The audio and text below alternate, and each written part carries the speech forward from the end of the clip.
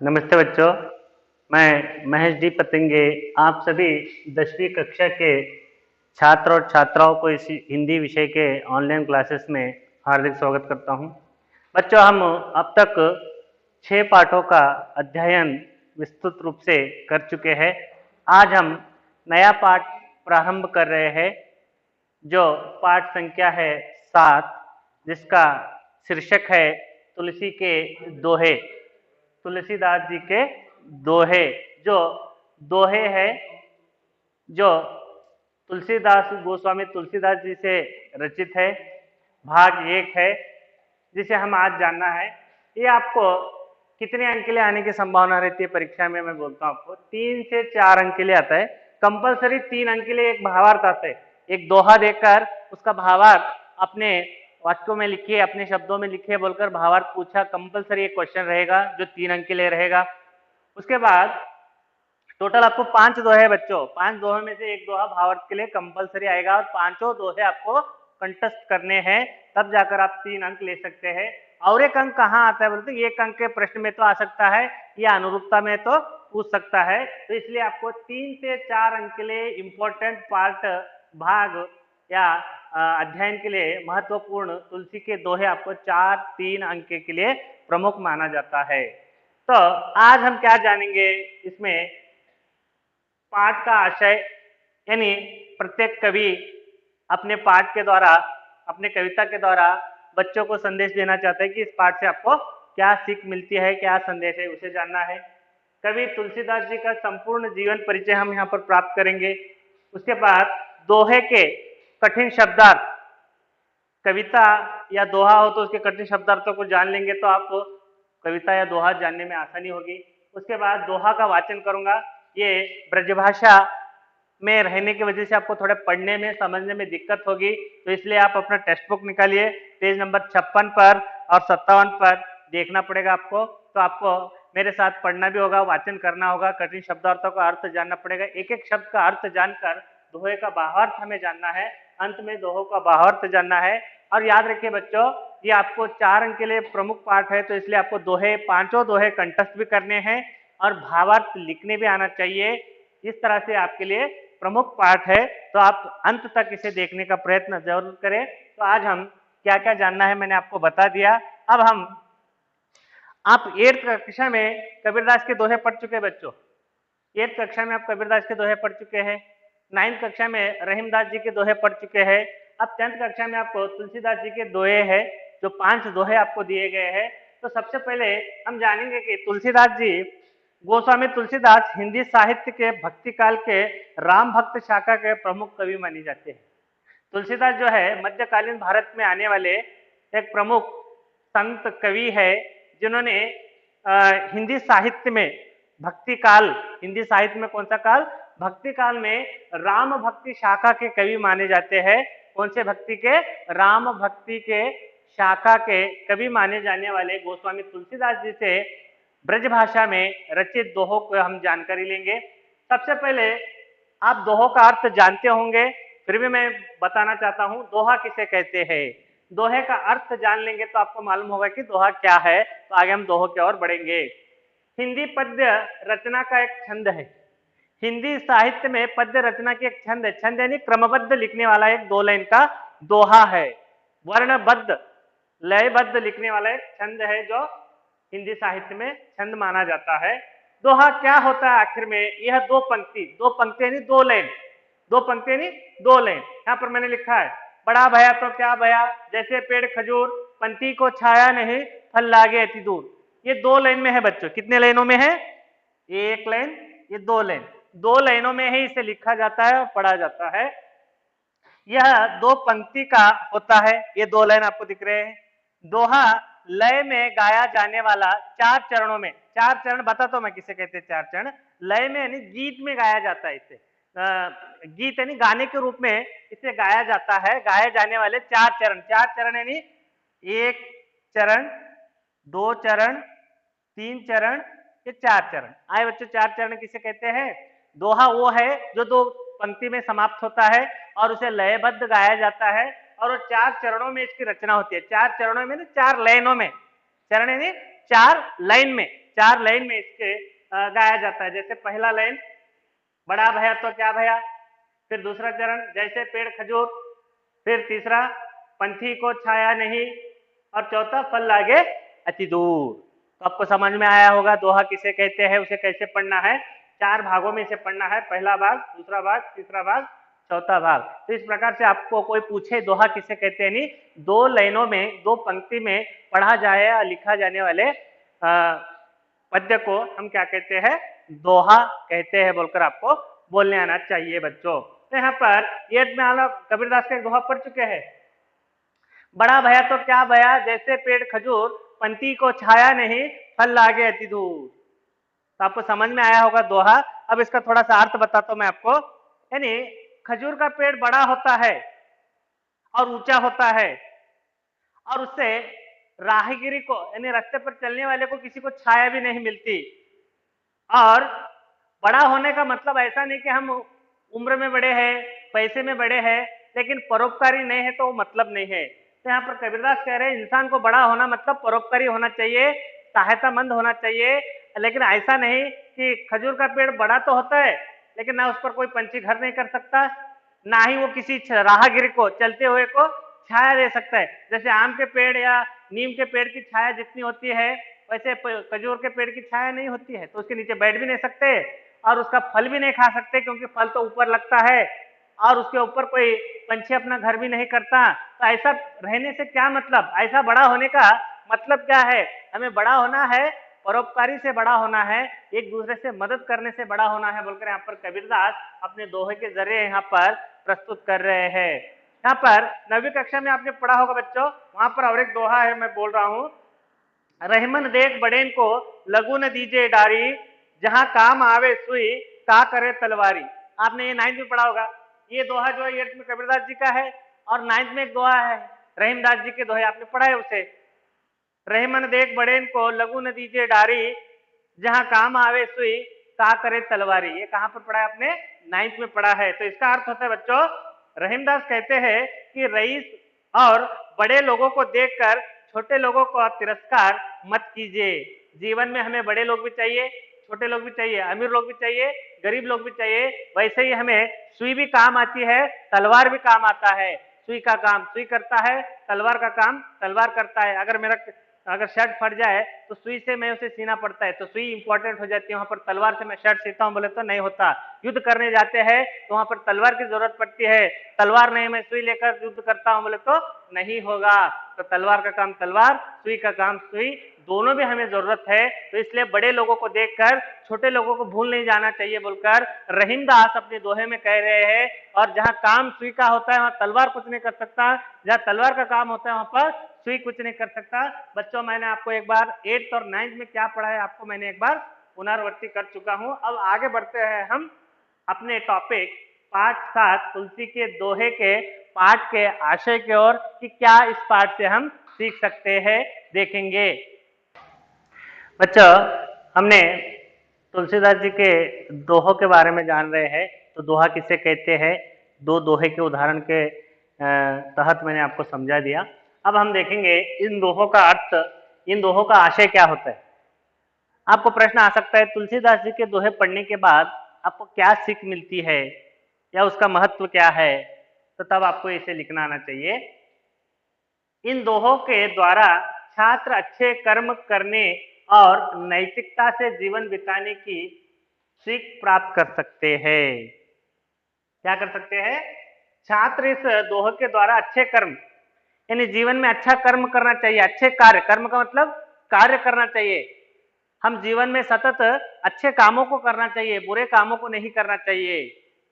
जीवन में अगर कुछ करना है तो अच्छे कर्म करने चाहिए, अच्छे कार्य करना चाहिए, दूसरों को परोपकारी के कार्य करने चाहिए, और नैतिकता से जीवन बिताने की सीख प्राप्त कर सकते हैं। नैतिकता किसे कहते हैं, जीवन में किए जाने वाले आचरण को, हमारे जीवन में किए जाने वाले हमारे आचरण अच्छे हैं तो दूसरे भी हमारे जीवन के आचरणों को देखकर हमें उस प्रकार होना चाहिए बोलकर हम सीख सकते हैं। तो नैतिकता यानी हमारे जीवन को सिखाने की शैली, अच्छे संदेश, अच्छे तत्वों को हम दूसरों की ओर देना है तो हमारा जीवन नैतिकता से पूर्ण होना चाहिए, अच्छे कर्मों से पूर्ण होना चाहिए, अच्छे स्वभाव से हमारा जीवन होना चाहिए। तो ऐसी सीख हमें इन दोहों के द्वारा मिल सकती है। एक दोहे से एक एक व्यक्ति के जीवन को बदला जा सकता है, जीवन के अनेक विचारों को, सत्यों को जाना जा सकता है। तो दोहों में उतना अर्थ है, जैसे कन्नड़ में वचनगुಳು बोलते हैं ना, वचन, एक एक वचन या एक एक दोहा पढ़ने से एक एक के जीवन को बदलाव के मार्ग पर ला सकते हैं हम। वो हमारे लिए तुलसीदास जी के अनमोल रत्न यानी दोहे हैं, जिनसे हम जीवन को, अपने जीवन को सीखने की कला उन दोहों से हम सीख सकते हैं। नैतिकता का, मॉरलिटी यानी नैतिकता का संदेश हमें ये दोहे हमें देते हैं। आगे क्या कहते हैं, तुलसीदास जी ने इन दोहों में मुखिया के विवेकपूर्ण व्यवहार, यानी इन दोहों में क्या है वो बता रहा हूं मैं। एक दोहा है जिसमें मुखिया कैसे रहना चाहिए और संत के लक्षण कैसे होने चाहिए, दया धर्म का महत्व क्या है, और उसके अलावा विपत्ति के साथी राम पर भरोसा कैसे करना चाहिए, मनुष्य की आंतरिक और बाह्य में प्रकाश कैसे फैलता है, इन सभी बातों का एक सुंदर चित्रण अपने 5 दोहों में तुलसीदास जी ने किया है। तुलसीदास जी ने इन दोहों में मुखिया के विवेकपूर्ण व्यवहार, संत के लक्षण, दया धर्म का महत्व, विपत्ति के साथी, राम पर भरोसा, आंतरिक और बाह्य प्रकाश के में बड़ी ही सुंदरता से चित्रण किया है यहाँ पर, कि किस तरह से हमें इन दोहों से नैतिकता का संदेश हमें मिलता है। आज एक एक दोहों पर पीएचडी की जा रही है बच्चों, जो उतने इंपॉर्टेंट दोहे, कबीरदास के दोहे लीजिए, तुलसीदास के दोहे लीजिए, रहीमदास जी के लीजिए, सूरदास जी के लीजिए, न जाने मध्यकाल में आने वाले बहुत से कवियां हैं, ऐसे उनके दोहे हैं जिन पर आज एक एक व्यक्ति अपने जीवन भर पीएचडी कर कर एक नया संदेश देने का काम कर रहे हैं। तो गोस्वामी तुलसीदास हिंदी साहित्य के भक्ति काल के कवि है। कौन से काल के कवि है? भक्ति काल के कवि है, जिसमें और किस भगवान के भक्ति में है? राम भक्ति शाखा के प्रमुख कवि माने जाते हैं गोस्वामी तुलसीदास जी। तो ये पाठ का आशय हो गया। अब हम आगे जानेंगे पाठ के कवि यानी गोस्वामी तुलसीदास जी के जीवन का परिचय। बच्चों, हिंदी साहित्य में आने वाले मध्यकालीन भारत के प्रमुख राम भक्ति शाखा के कवि, जो भक्ति काल में आने वाले कवि कौन है? गोस्वामी तुलसीदास जी के जीवन का परिचय हम यहाँ पर प्राप्त करेंगे। तो यहाँ पर उनका नाम गोस्वामी तुलसीदास, ब्रैकेट में मैंने यहाँ पर राम भक्ति शाखा बोलकर लिखा है। तो यहाँ पर आपको याद रखना है, आगे आपको पाठ 14वां जब आएगा सूरदास का परिचय, तो वहां पर वो कृष्ण भक्ति शाखा के रहते हैं। कौन? सूरदास जी। और तुलसीदास जी क्या है? राम भक्ति शाखा के। दोनों भी भक्ति काल के कवि है, दोनों भी भक्ति काल में आने वाले कवि है, जो एक राम भक्ति के है और एक कृष्ण भक्ति के है। क्यों बोले तो आपको अनुरूपता में पूछ सकता है, तुलसीदास जी राम भक्ति, सूरदास डैश बोलकर पूछ सकते हैं, तो तब आप उसका उत्तर कृष्ण भक्ति और राम भक्ति को याद रखना है।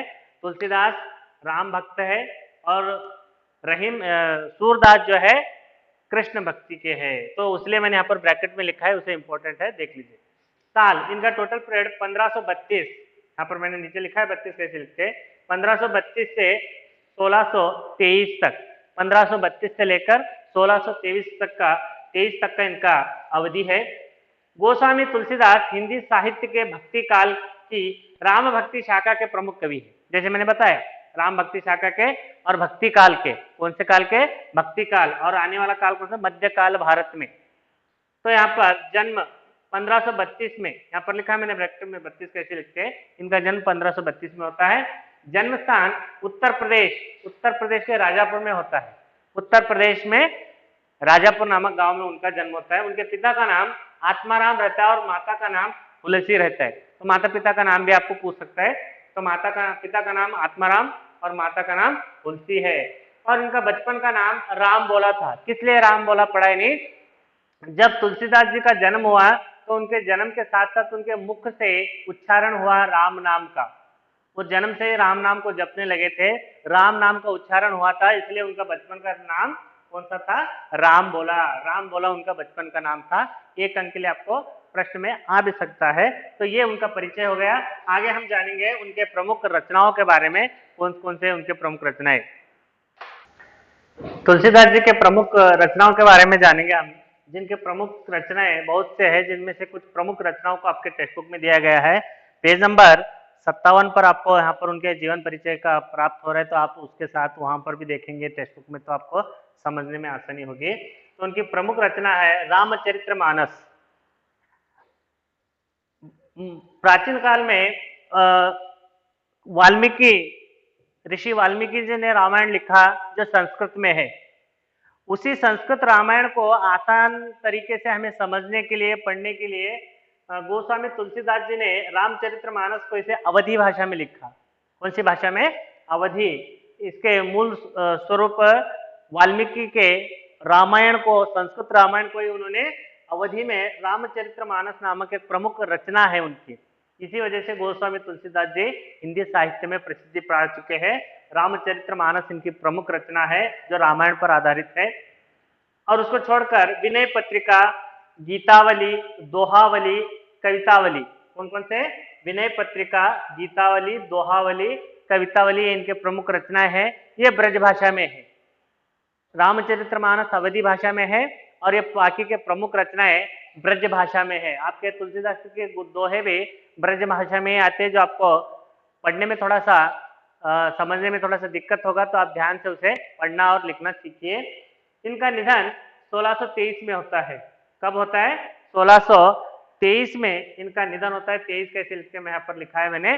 तो ये हो गया हिंदी साहित्य के भक्ति काल के, राम भक्ति के शाखा के प्रसिद्ध कवि तुलसीदास जी के जीवन का संपूर्ण परिचय मैंने आपको यहाँ पर प्रस्तुत किया है। आगे हम पाठ के कठिन शब्दार्थ की ओर बढ़ेंगे।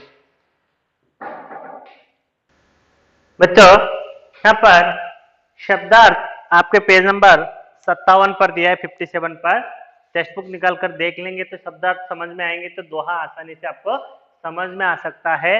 ये सरल कविता के रूप में नहीं है, ब्रजभाषा में लिखा हुआ है। तो इनके शब्दार्थ अगर आप जान लेंगे तो ही आप दोहे का अर्थ जान सकते हैं, पढ़ सकते हैं, लिख सकते हैं। तो इसलिए शब्दार्थ बहुत प्रमुख पात्र है यहाँ पर। तो मैं यहाँ पर बता रहा हूँ आपको, उसका उच्चारण कैसे करना है देख लीजिए। और इतने ही नहीं, दोहे में और कुछ कठिन शब्दार्थ आएंगे तो मैं वहीं का वहीं आपको बोल दूंगा, तो आप वहीं पर आपको नोट कर लेना है। तो यहाँ पर टेक्स्ट बुक में जितने शब्दार्थ दिए उतनों का मैं अर्थ बता रहा हूँ। दोहों में जब कुछ कठिन शब्दार्थ आते हैं तो मैं वहीं का वहीं बोल देता हूँ, आपको नोट कर लेना है। मुखिया, मुखिया का मतलब होता है नेता, लीडर, नेता। सकल का मतलब होता है संपूर्ण, सकल का मतलब संपूर्ण, मुखिया यानी नेता। विश्व का मतलब संसार, जगत या दुनिया होता है। कीन, कीन का मतलब किया, कीन का मतलब किया। करतार, बच्चों कर्तार का मतलब सृष्टिकर्ता, जिसने इस दुनिया को बनाया, जिसने इस दुनिया को निर्माण किया, उसे सृष्टिकर्ता कहते हैं। पय, पय का मतलब दूध, पय दूध। परिहरी, परिहरी का मतलब त्यागना, छोड़ देना। वारी, वारी का मतलब जल या पानी, जल या पानी। वारी विद्युत भाव बोलकर आपको अभिनव में आया था। वारी का मतलब जल या पानी। घट का मतलब होता है शरीर, घट का मतलब शरीर या देह। विपत्ति, विपत्ति का मतलब बच्चों संकट या समस्या या और प्रॉब्लम कुछ हो सकते हैं विपत्ति। सुकृति, सुकृति यानी अच्छे कार्य करने वाला। सुकृति, सुकृति का मतलब अच्छे कर्म करने वाला। जीह, जीभ, जीभ होती है ना, जीह यानी जीभ, नालगे बोलते हैं जिसे कन्नड़ में। चाहसी, चाहसी का मतलब चारों ओर, चारों तरफ। तो ये आपके पाठ के कठिन शब्दार्थ है। अब आगे हम दोहों का वाचन करेंगे। तो आपको टेक्स्ट बुक निकाल कर पेज नंबर 56 पर 5 दोहे दिए गए, मैं उसे आपको पढ़कर किस तरह से वाचन करना है और किस तरह से उसका उच्चारण करना है जान लेंगे तो आपको पढ़ने और लिखने में आसानी होगी। दोहों का वाचन करेंगे हम। तो अब हम दोहा वाचन करने जा रहे हैं। तो ध्यान पूर्वक अपने टेक्स्ट बुक में आप देख लीजिए कि दोहा कैसे पढ़ा जाता है। ये ब्रजभाषा होने की वजह से आपको समझने में थोड़ी सी दिक्कत होगी। मैं पूरा प्रयत्न करूंगा कि आपको दोहा पढ़ने और समझने में आना चाहिए। तो यहाँ पर पाठ 7, पाठ का शीर्षक है तुलसी के दोहे, कवि है गोस्वामी तुलसीदास जी। पहला दोहा, मुखिया मुख सो चाहिए, खान पान को एक, पाले पोसे सकल अंग, तुलसी सहित विवेक। फिर मैं उसे रिपीट करूंगा। दूसरा दोहा देखेंगे, जड़ चेतन गुण दोष में, विश्व कीन करतार, संत हंस गुण गहिए, पै परिहरि वारी विकार। तीसरा दोहा बच्चों, दया धर्म का मूल है, पाप मूल अभिमान, तुलसी दया न छाड़िए, जब लग घट में प्राण। चौथा दोहा देखो बच्चों, तुलसी साथी विपत्ति के, विद्या विनय विवेक, साहस सुकृति सुसत्य व्रत, राम भरोसो एक। राम नाम मनि दीप धरू, जी हदे हरि द्वार, तुलसी भीतर बाहिरो, जो चाहती उजियार। हम इसे इस दोहों को गायन रूप में भी हम इसे गा सकते हैं, तो उसके लिए भी आपको ये आना चाहिए। तो एक बार मैं स्लो से आपको और एक बार पढ़कर सुनाता हूं, तो देख लीजिए। मुखिया मुख सो चाहिए, मुखिया मुख सो चाहिए, खान पान को एक, पाले पोसे सकल अंग, तुलसी सहित विवेक। जड़ चेतन गुण दोष में, विश्व कीन करतार, संत हंस गुण गहिए, पै परिहरि वारी विकार। दया धर्म का मूल है, पाप मूल अभिमान, तुलसी दया न छाड़िए, जब लग घट में प्राण। तुलसी साथी विपत्ति के, विद्या विनय विवेक, साहस सुकृति सुसत्य व्रत। यहां पर आपको थोड़ा सा पढ़ने में दिक्कत होगा। साहस सुकृति सुसत्य व्रत, राम भरोसो एक। फिर से उस लाइन को पढ़ रहा हूं मैं, साहस सुकृति सुसत्य व्रत, राम भरोसो एक। राम नाम मनि दीप धरू, जी हदे हरि द्वार, तुलसी भीतर बाहिरो, जो चाहती उजियार। तो इस प्रकार से दोहों को पढ़ना है। एक एक दोहों को हम बोर्ड पर लिखकर उसके और कुछ शब्दार्थ और भावार्थों को विस्तृत रूप से हम जानने का प्रयत्न करेंगे। तो आपको दोहा पढ़ने आ रहा होगा, मैं आशा करता हूं। तो यहाँ पर हम इस दोहों को पढ़ने के बाद स्पीड गति से, तेज गति से भी हम इसको बोल सकते हैं। जैसे मैं यहाँ पर पढ़ रहा हूँ, मुखिया मुख सो चाहिए, खान पान को एक, पाले पोसे सकलंग, तुलसी सहित विवेक। जड़ चेतन गुण दोष में, विश्व कीन करतार, संत हंस गुण गहिए, पै परिहरि वारी विकार। दया धर्म का मूल है, पाप मूल अभिमान, तुलसी दया न छाड़िए, जब लग घट में प्राण। तुलसी साथी विपत्ति के, विद्या विनय विवेक, साहस सुकृति सुसत्यव्रत, राम भरोसो एक। राम नाम मनि दीप धरू, जी हदे हरि द्वार, तुलसी भीतर बाहिरो, जो चाहे उजियार। इस प्रकार से भी आपको बोलने आना चाहिए। तो इसके लिए आपको अभ्यास करना बहुत जरूरी है बच्चों। यह आपको 4-3 अंक के लिए आने वाला प्रमुख पाठ है। तो इन दोहों को कंठस्थ करने का प्रयत्न कीजिए। एक एक दोहों को आप 3-3, 4-4 बार लिखकर कंठस्थ कर लीजिए। कभी कभी आपको कंठस्थ के लिए पोएम की तरह डैश में भी इसे लिखने दे सकता है। पांचों दोहों आपको कंठस्थ आने चाहिए और लिखने आना चाहिए। इसके साथ साथ इन पांचों दोहों का भावार्थ अपने शब्दों में आपको लिखना आना चाहिए, तब जाकर इस पाठ पर आप 4 अंक प्राप्त कर सकते हैं। तो इसलिए आपको 2 बार, 3 बार, 4 बार मैंने इसको पढ़कर सुनाया है। अब एक एक दोहों का संपूर्ण जानकारी हम इधर प्रस्तुत रूप में जानेंगे। तो आप तैयार है ना बच्चों? चलिए।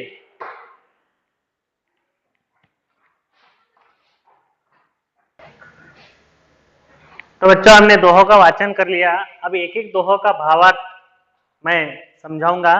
तो आप अपने टेक्स्ट बुक में इधर 5 दोहे भी दिया है और पेज नंबर 56 पर 5 दोहे दिए हैं, पेज नंबर 57 पर एक एक का भावार्थ भी दिया है। तो दोनों को आपको पढ़ते रहना है, देखते रहना है। तो पहला दोहा गोस्वामी तुलसीदास जी कहते हैं, मुखिया मुख सो चाहिए, खान पान को एक, पाले पोसे सकल अंग, तुलसी सहित विवेक। तो फिर से एक बार पढ़ रहा हूं, मुखिया मुख सो चाहिए, खान पान को एक, पालय पोसे सकल अंग, तुलसी सहित विवेक। तो यहाँ पर शब्दार्थ को आप वहां पर नोट कर लीजिए। मैं यहाँ पर बोल रहा हूं तो आप आपको नोट कर लेना है। मुखिया का मतलब होता है नेता, नायक, या लीडर, मुखिया। मुख का मतलब होता है मुंह, मुख का मतलब मुंह। खान पान का मतलब होता है खाना पीना, जो हम खाना पीना करते हैं, खान पान को एक। पाले पोसे, पालन पोषण, पाले पोषण का मतलब पालन पोषण, आपके माता पिता आपका पालन पोषण करते हैं ना, वैसा पालन पोषण। पाले पोसे का मतलब पालन पोषण। सकल का मतलब होता है संपूर्ण, सकल का मतलब होता है संपूर्ण। अंग का मतलब होता है शरीर या देह। तुलसी सहित, सहित का यानी साथ। विवेक का मतलब होता है बुद्धिमान, विवेक का मतलब बुद्धिमान। तो इसका मतलब क्या होता है यहाँ पर मैं आपको बताता हूं। प्रस्तुत दोहे में तुलसीदास मुख अर्थात मुंह और मुखिया दोनों के स्वभाव का समानता दर्शाते हुए लिखते हैं कि मुखिया को मुख के समान होना चाहिए। मुंह खाने पीने का काम अकेला करता है, लेकिन वह जो खाता पीता है उससे शरीर के सारे अंगों का पालन पोषण करता है। तुलसी की राय में मुखिया को भी ऐसे ही विवेकवान होना चाहिए कि वह काम अपनी तरह से करे, लेकिन उसका फल सभी को से बांटे। तो यहाँ पर तुलसीदास, गोस्वामी तुलसीदास अपने पहले दोहे में क्या कह रहे हैं, इसे जानना है हमें। भावार्थ कैसे लिखना है मैं बाद में आपको बता दूंगा, पहले आप इसका भावार्थ समझने का काम कीजिए, समझेंगे तो आप लिख सकते हैं उसे। तो मुखिया और मुख, मुखिया और मुख यानी नेता और मुंह। तो समाज में मुखिया कैसे रहना चाहिए, मुख की तरह होना चाहिए। तो तुलसीदास यहाँ पर पहले दोहे में मुखिया और मुख की समानता को, दोनों की समानता को दर्शाते हुए इस दोहे में कह रहे हैं कि मुख क्या है, जो आपका खाने पीने का काम करता है। हम जो भी खाना खाते हैं इस मुख रूपी द्वार से हमारे शरीर में चला जाता है। जो खाना हम सेवन करते हैं हमारे मुख रूपी द्वार से हमारे शरीर में चला जाता है। चला जाने के बाद वो हमारे सारे शरीर के अंगों को, जैसे हाथ है, पैर है, सर है, पेट है, सारे शरीर के अंगों का समान रूप से पालन पोषण करता है, कोई भेदभाव नहीं करता है। उसी प्रकार समाज में भी मुखिया, नेता, लीडर वैसे ही होना चाहिए, जो सभी को समान रूप से पालन पोषण करे, कोई भेदभाव न करे। इस प्रकार मुखिया कैसा होना चाहिए, मुख की तरह होना चाहिए। अब बच्चों हम खाना खाते हैं, दाल रोटी चावल जो भी हम पौष्टिक आहार खाते हैं, तो हमारे मुंह के रूप द्वार से शरीर में प्रवेश करता है। तो वो ऐसा करता है कि ये एक लेफ्ट हैंड और राइट हैंड, इसको ज्यादा पोषण देंगे, इसको कम पोषण देंगे, ये इंपॉर्टेंट पार्ट है, ये इंपॉर्टेंट पार्ट नहीं, इसको कम पोषण देंगे, ये कान जरूरी है, ये कान जरूरी नहीं है, ये कान जरूरी है, ये कान जरूरी नहीं है, इसको ज्यादा पोषण देंगे, इसको कभी भेदभाव नहीं करता। जो हम पोषण के लिए खाना खाते हैं वो सारे अंगों को समान रूप से पोषण करता है, सारे अंगों को समान रूप से पालन पोषण करता है, कभी कोई भेदभाव नहीं करता। तो तुलसीदास भी वही कह रहे हैं, समाज में नेता या घर का मुखिया, समाज का मुखिया या घर का मुखिया कैसे होना चाहिए, मुख की तरह होना चाहिए, जो अपने घर के सभी सदस्यों को, समाज के सभी सदस्यों को अपने विवेक से, अपने बुद्धि से काम करे और फल सभी को समान रूप से बांटे। तू काम नहीं करता तू कम खा, तू काम करता है तू ज्यादा खा, ऐसा भेदभाव नहीं करना चाहिए। समाज में मुखिया ऐसा होना चाहिए जैसे हमारे शरीर में मुख काम करता है, जो खाने पीने का काम अकेला ही करता है मुख, लेकिन सारे अंगों को पालन पोषण वहीं से मिलता है। उसी प्रकार समाज में भी मुखिया वैसे होना चाहिए जैसे मुख है, और सारे सदस्यों को, समाज के सभी लोगों को कोई भेदभाव किए बगैर समान दृष्टि से उनका पालन पोषण कर सके। तो ऐसा यहाँ पर होना चाहिए। और एक बार यहाँ पर बता रहा हूं मैं, तुलसी की राय में मुखिया या नेता को भी ऐसा ही विवेकवान होना चाहिए कि वह काम इस तरह से करे आपको फल समाज के सभी लोगों को समान रूप से मिले, उसका फल समाज के सभी लोगों को समान रूपता से मिले। एक हाथ बड़ा है एक हाथ छोटा बोलकर कभी शरीर भेदभाव नहीं करता, तो उस प्रकार मुखिया भी समाज के लोगों में भेदभाव नहीं करना चाहिए। अपनी प्रजा या जनता की सभी समस्याओं को स्वीकार करके अपनी विवेचना शक्ति द्वारा उनका पालन पोषण मुखिया का कर्तव्य है। वही एक आदर्श नायक हो सकता है और एक तभी स्वस्थ समाज का निर्माण भी कर सकता है। तो इस प्रकार तुलसीदास अपने पहले दोहे में क्या कह रहे हैं, मुखिया कैसा होना चाहिए और मुख के जैसा होना चाहिए। जैसे मुखिया मुख जैसे खाने पीने का काम अकेला कर कर सारे शरीर का अंगों का पालन पोषण करता है, उसी प्रकार घर का मुखिया या समाज का मुखिया भी, नेता भी उसी प्रकार से होना चाहिए बोलकर यहाँ पर बताया गया है। मैं आगे इसे भावार्थ में कैसे लिखना चाहिए मैं आगे क्लास कक्षा में आपको बताऊंगा। बच्चों, आज हमने पाठ 7 तुलसीदास जी के दोहे, जिसमें हमने भाग 1 में क्या क्या पढ़ा, हमने सबसे पहले दोहों का अर्थ जान लिया, फिर दोहों के अर्थ के बाद हमने इस पाठ के आशय को जान लिए, कवि परिचय को जान लिए, पाठ के कठिन शब्दार्थों को जान लिए, भावार्थ में हमने एक दोहा को पढ़ा है। आशा करता हूं कि ये कक्षा आपको समझ में आई होगी। अगर आपको कुछ डाउट या कुछ प्रश्न हो तो बेझिझक मुझे फोन कर कर पूछ सकते हैं, मैं उत्तर देने का प्रयत्न करूंगा। अगली कक्षा भाग 2 में हम आगे के दोहों को पढ़ेंगे। नमस्कार, धन्यवाद।